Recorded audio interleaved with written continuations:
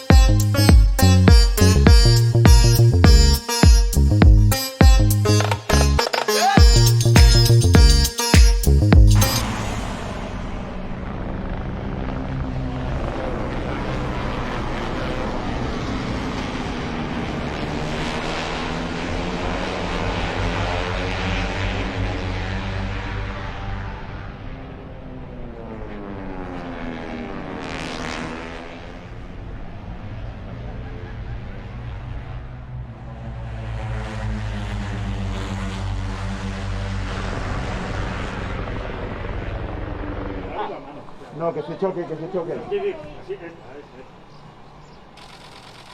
Thank you, guys.